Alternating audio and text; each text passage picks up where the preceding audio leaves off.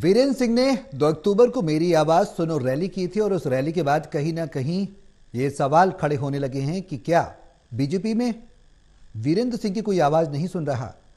और उसके बाद उन्होंने बीजेपी जेजेपी गठबंधन पर भी कई सवाल खड़े किए। उन्होंने कहा कि अगर बीजेपी जेजेपी के साथ गठबंधन करती है तो वो पार्टी में नहीं रहेंगे।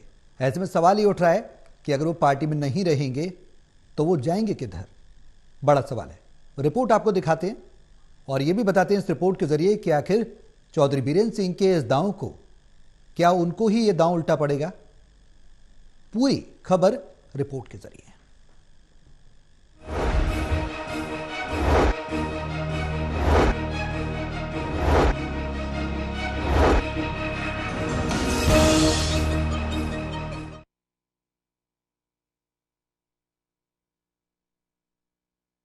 40 साल तक कांग्रेस में रहे और 2019 में भाजपा के रंग में रंगे चौधरी बीरेंद्र सिंह अपनी बात बेबाकी से कहने के आदी हैं। उनकी 2 अक्टूबर की मेरी आवाज सुनो रैली में उन्होंने जो बोला अब उसका विश्लेषण हो रहा है और प्रतिक्रियाएं आ रही हैं।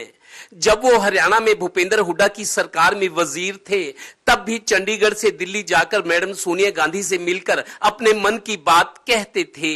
लब्बो लुआब यही कि उनके मन में सीएम ना बन पाने की टीस है।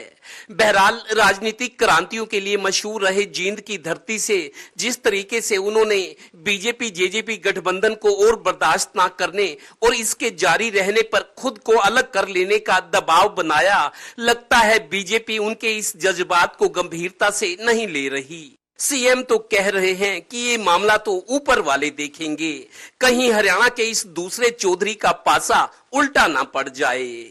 उल्टे पार्टी प्रदेश अध्यक्ष ओपी धनखड़ अपने बयान से चौधरी बीरेंद्र सिंह को ये इशारा करना चाह रहे हैं कि ये बीजेपी है, यहाँ अनुशासन और प्रोटोकॉल यानी शिष्टाचार की अपेक्षा रहती है। लीजिए, हरियाणा सरकार के मुख्यमंत्री और पार्टी के सर्वे सर्वा दोनों उनके बयान पर अपनी राय दे रहे हैं। अगर सीएम की बजाय कोई पीएम भी करना शुरू कर दे, मुझे क्या एतराज है। काम तो जनता का है, जनता क्या करेगी। तो इसलिए ना आपके हाथ में ना मेरे हाथ में, जनता के हाथ में। जनता किसको क्या बनाए हैं, कह बाबा रेलों में, कह बाबा जेलों में। वीरेंद्र सिंह ने जो कहा है कि पार्टी छोड़ दूंगा अगर जब पागो ना छोड़ा, ये भी दिल्ली का प्रश्न है। वीरेंद्र सिंह जी के पुत्र जो है वो सांसद हैं। वीरेंद्र सिंह जी पार्टी के सीनियर नेता हैं। उनका एक ही मुद्दा है कि उनकी विधानसभा पर गठबंधन का व्यक्ति जीता हुआ है और वो डिप्टी सीएम भी है। अब उनका मानस है कि उनकी जो परंपरागत सीट है वो सीट उनकी हो, और ये बात वो हमको छोटी मीटिंगों में भी कह चुके हैं, बड़ी मीटिंग में भी उन्होंने वही बात कही है। अभी हमारा गठबंधन जो है सरकार चलाने का है।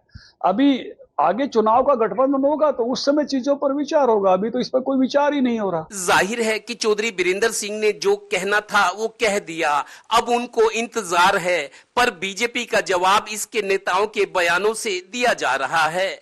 मतलब प्रदेश की सियासत में बाकी जो कुछ भी हो रहा है उसमें अब चौधरी बीरेंद्र सिंह की मेरी आवाज सुनो पर भी सभी की नजरें हैं। अब आगे क्या होता है वो देखना है। पहले कांग्रेस के नेता कहा करते थे कि कांग्रेस तो समुद्र है, यहाँ लोग आते जाते रहते हैं। अब ये स्थिति बीजेपी के साथ है। चलिए देखिए आगे क्या होता है। सहयोगी श्रीनिवास के साथ Devendra Kathoria, Total News, Panipat bureau.